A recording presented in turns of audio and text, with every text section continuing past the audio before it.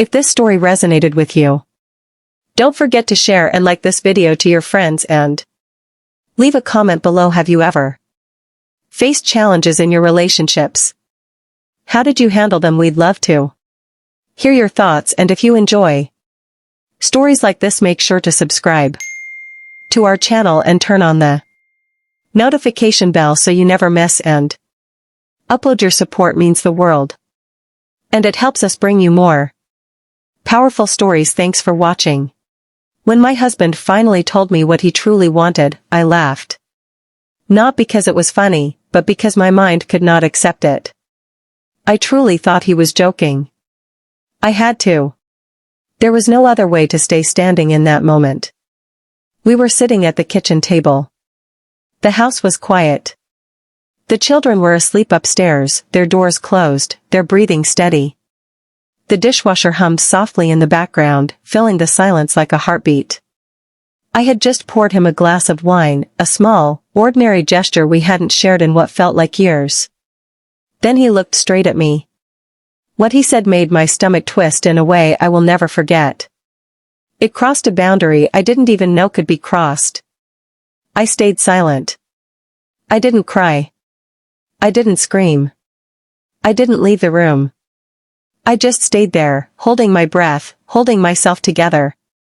I laughed softly, that kind of laugh that escapes when your heart and your mind are no longer speaking the same language. I smiled because it felt easier than breaking apart. But then he said, "No, sweetheart. I'm serious." And something inside me shifted forever. Have you ever been in a room so quiet it feels loud? Have you ever looked at the person you once shared everything with, your bed, your dreams, your tears, and suddenly felt like you were sitting across from a stranger? That night, in my own kitchen, my husband shared a desire. Not just any desire. One that involved my sister. Yes. My sister. I carry regret for what followed. Deep regret. Even now, I question the choices I made. But before judgment settles in, I need you to understand something. This is not just a story about betrayal.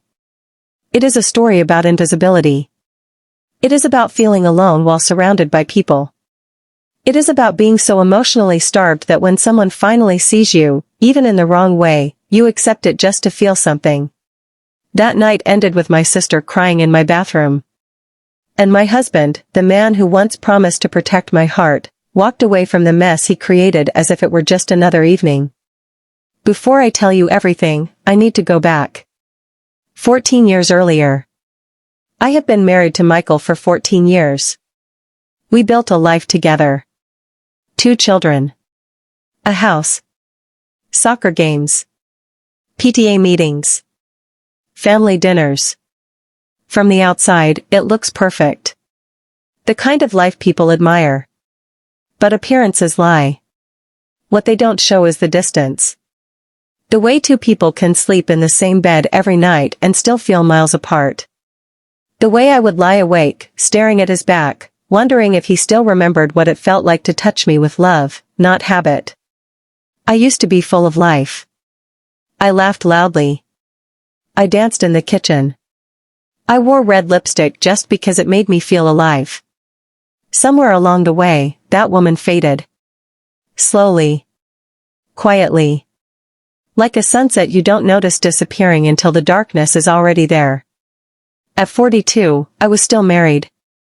Still loyal. Still managing the house. Still showing up. While my husband quietly texted someone else under the table. Michael is successful.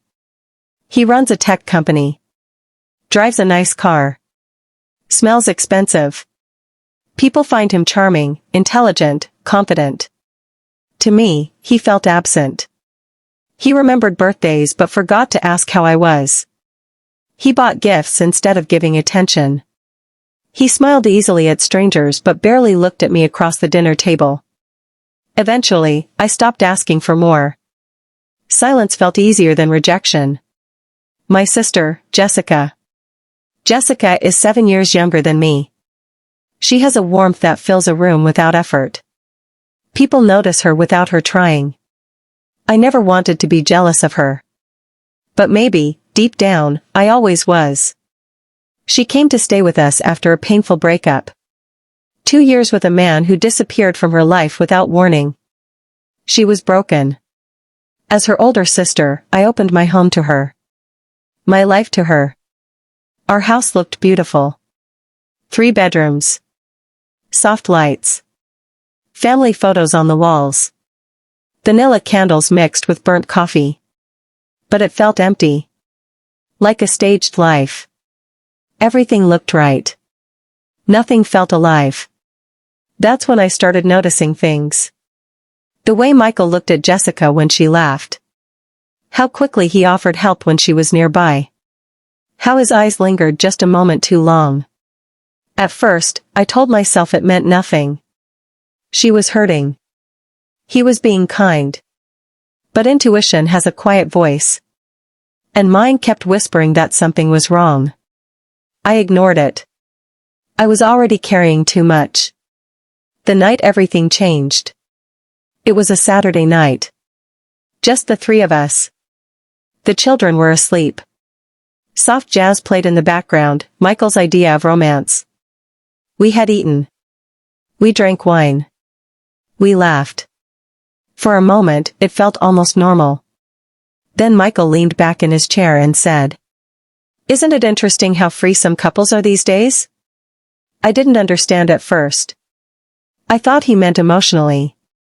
I asked, "What do you mean?" And then he said it. Casually. Calmly. Like he was talking about a podcast. About open relationships. About trust. About sharing connections. My hand tightened around my glass. Jessica laughed nervously and brushed it off. I laughed too, but mine didn't reach my heart. Later that night, as I washed dishes, his words echoed in my mind. Someone close, he had said. The truth.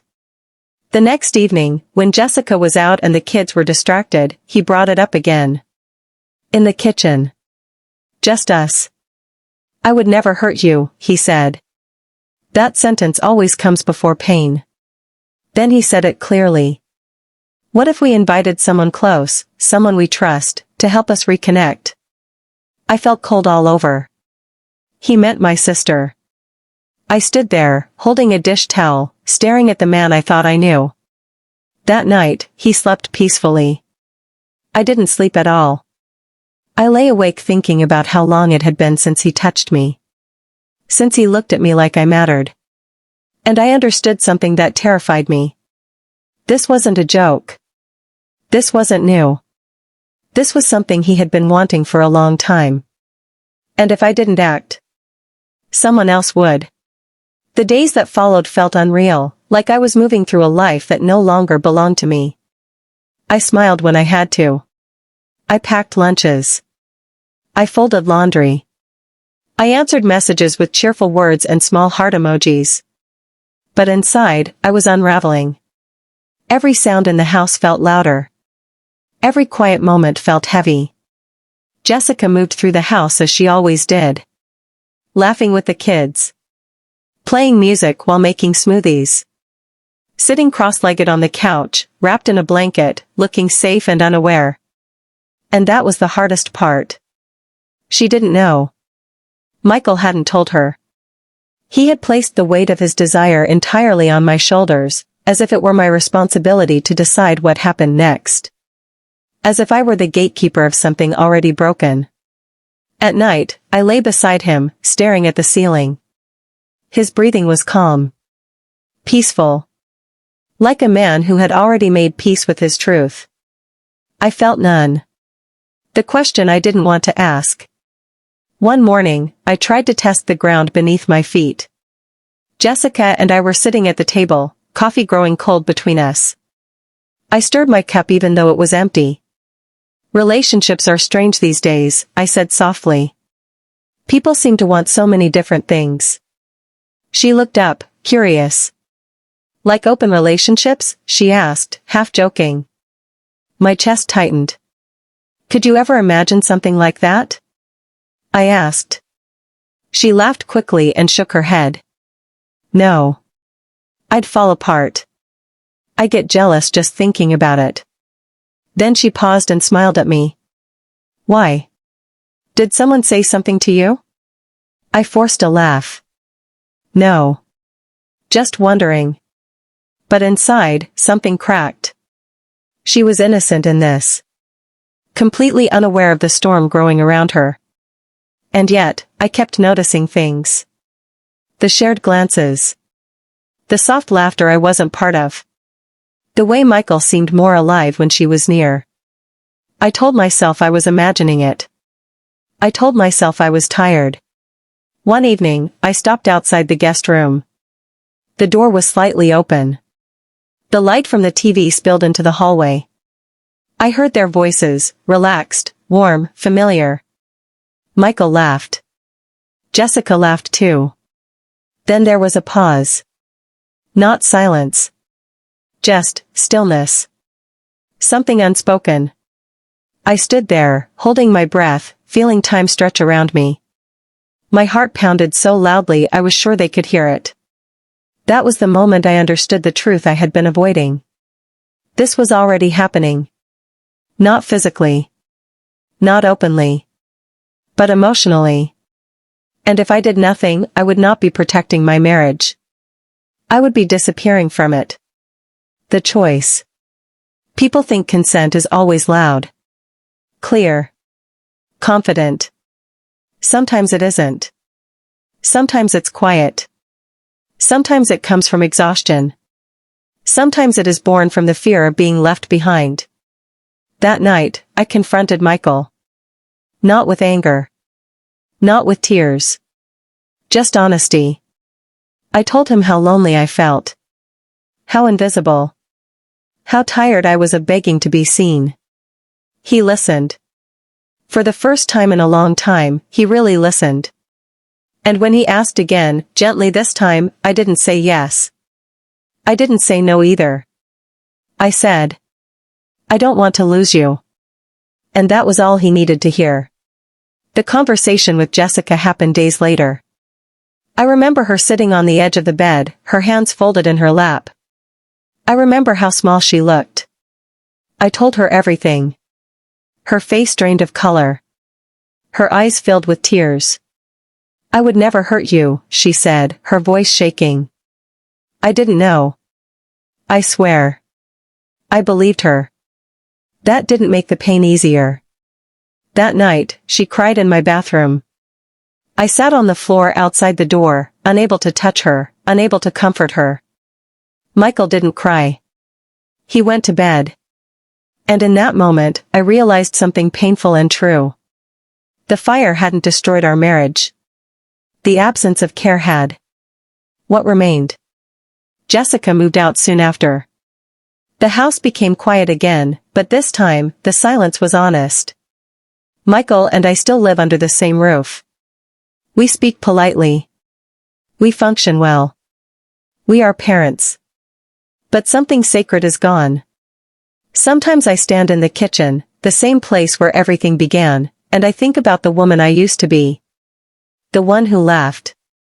The one who felt alive. I don't know what the future holds. But I know this. Love does not ask you to disappear. Desire does not demand your silence. And being chosen should never come at the cost of your soul. If you want, I can. After Jessica left, the house felt larger than it ever had before. Not emptier. Just louder in its quiet. Her room stayed untouched for weeks. The bed neatly made. The faint scent of her lotion still hanging in the air. I passed the doorway every day and felt something twist inside me, not desire, not jealousy, just loss. Michael noticed nothing. Or maybe he noticed and chose not to look. We moved around each other carefully, like strangers sharing borrowed space. Conversations became practical. Who would pick up the kids? What needed fixing? What bills were due? No one spoke about the wound. At night, he slept on his side of the bed. I slept on mine. Our backs faced each other, a familiar position that now felt final. I began to realize something slowly, painfully. The marriage had ended long before that night in the kitchen. People assume leaving is the hardest choice. Sometimes staying is heavier. Staying means waking up every morning next to someone who once saw you clearly, and now looks past you. It means carrying shared memories that no longer match the present. It means asking yourself, again and again, if loyalty is love or just fear wearing a kinder name. I stayed because of the children. I stayed because of history. I stayed because I wasn't sure who I was without him. But staying did not heal me. It only taught me how invisible a person can feel while still being needed. One afternoon, I stood in front of the bathroom mirror and barely recognized the woman staring back at me. She looked tired. Smaller. Quiet. I reached for my old red lipstick, the one I hadn't worn in years. I put it on slowly. It felt strange at first. Almost foolish. But then something shifted. Not confidence. Not happiness. Awareness. I realized I had been waiting for permission to feel alive again. And I didn't need it. The truth between us. A week later, I finally spoke. Not in anger. Not in desperation. Just truth. I can't live like this anymore, I said. Michael looked surprised.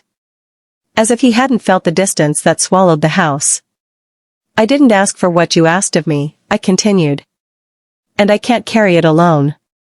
For the first time, he looked uncertain. I thought we were being honest, he said quietly. So did I replied. And in that moment, I understood something clear and final. Honesty without care is not love. Desire without responsibility is not freedom. We did not make big decisions that night. There were no dramatic endings. Just a quiet understanding. Something had to change. I started doing small things. Walking alone in the mornings. Turning my phone off at night. Saying no without explaining myself. I stopped shrinking. And slowly, I began to remember who I was before I learned how to disappear. What I know now. I don't tell this story to be forgiven. I tell it to be understood. Because sometimes women don't agree because they want to. They agree because they are tired of not being chosen. And sometimes the bravest thing you can do is stop asking to be seen, and start seeing yourself. This is not just my story. It is a human story. A quiet one. If you have your own experience, your own pain, or even a small moment of kindness to share, you are not alone. You are welcome here. For anyone standing at a crossroads right now, please remember this, every choice carries weight. Even the quiet ones. Even the choices made in silence. And please, do not rush to judge Jessica. She did not know. She walked into a home that looked warm and whole from the outside, never seeing the cracks beneath the surface. She was innocent. She was pure in her intentions. I hold no anger toward her anymore. None at all. What I hold responsible is the silence. The things left unsaid. The truths buried too deep to breathe. I hold accountable the part of myself that broke quietly and allowed everything else to happen. If this story touched you, if it made you feel seen or understood even for a moment, then it has done what it needed to do. This space exists for honesty. For stories that live in the gray areas, where morality blurs and emotions refuse to follow rules. Isolation does not always whisper. Sometimes it screams. And sometimes, we agree to things not because we truly want them, but because we are desperate to feel noticed. To feel chosen. To feel held, even briefly. Here is what I learned, softly and painfully, be careful what you agree to when you are silent inside. Some choices do not fade with time. They stay. They shape us. They change who we become. And sometimes, no apology, no matter how sincere, can bring us back to the person we once were. I did not become someone new overnight. Change came slowly, quietly, the way cracks spread through glass before it finally breaks. I moved through my days smiling when I was supposed to smile, speaking when words were expected of me, but inside I was shrinking. I was carrying a version of myself that no one else could see. There were nights I lay awake, staring at the ceiling, replaying moments again and again. Not to excuse them. Not to rewrite them. But to understand how loneliness can sit beside you in a full house and still feel endless. How a woman can be surrounded by voices and yet feel completely unheard. I stopped asking questions because I was afraid of the answers. I stopped speaking because silence felt safer than rejection. And in that quiet, I convinced myself that surviving was the same as living. It wasn't. What hurts the most is not the betrayal itself. It is realizing how long I abandoned myself before anyone else did. How often I chose peace on the surface while chaos grew inside my chest. I thought endurance was strength. I was wrong. There came a moment, small, almost invisible, when I finally saw myself clearly. Not as a victim. Not as a villain. Just as a woman who needed to be honest, first with herself. That moment did not fix everything. It did not erase the past. But it gave me something I had lost for a very long time, awareness. Healing did not arrive with forgiveness right away. It arrived with boundaries. With tears that were no longer hidden. With the courage to say, "This hurt me," without apologizing for feeling it. I learned that love without truth is just another form of loneliness. I do not tell this story to be absolved. I tell it to be real. Because pretending nearly destroyed me. Because silence almost became my identity. If you are listening to this and you recognize yourself in these words, please hear this: you are allowed to speak. You are allowed to change your mind. You are allowed to choose yourself, even if it comes late. Some scars never disappear. But they can become reminders instead of wounds. And though I will never return to the person I once was, I am learning, slowly, gently, to become someone braver. Someone honest. Someone whole. The days that followed were quiet, but they were not empty. I started noticing small things I had forgotten to feel, the way sunlight pooled on the kitchen floor in the morning, the soft weight of a blanket across my lap, the gentle hum of life outside my window. Life was still happening, even if I hadn't felt it for a long time. I began to speak again, first in whispers to myself, then to others. Not about betrayal or pain, at least, not yet, but about simple things. About how I felt in the moment. About what I needed.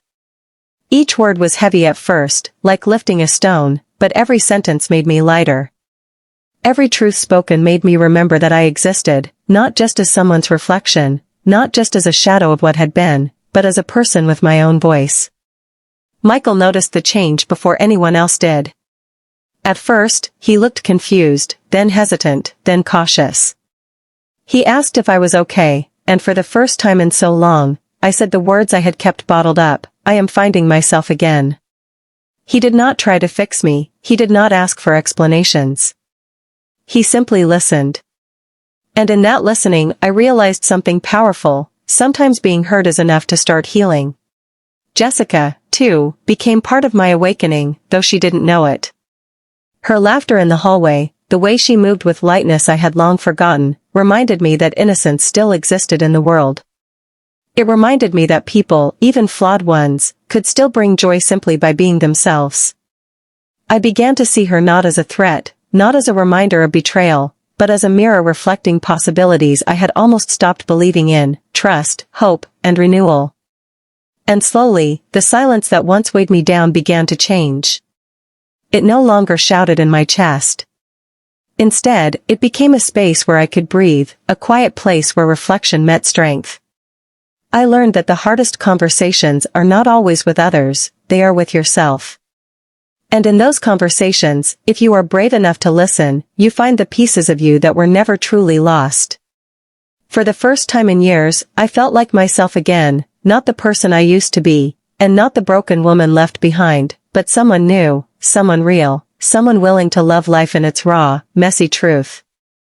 And in that willingness, I discovered something I had almost forgotten, that even after the deepest hurt, the heart can still grow. It can still trust. It can still hope. If you were in my shoes, what will? you have done, please drop your thoughts on the comment section below. Let's share our thoughts. And if you haven't already, like, subscribe, and turn on notifications so you never miss what's next. Thanks for being here.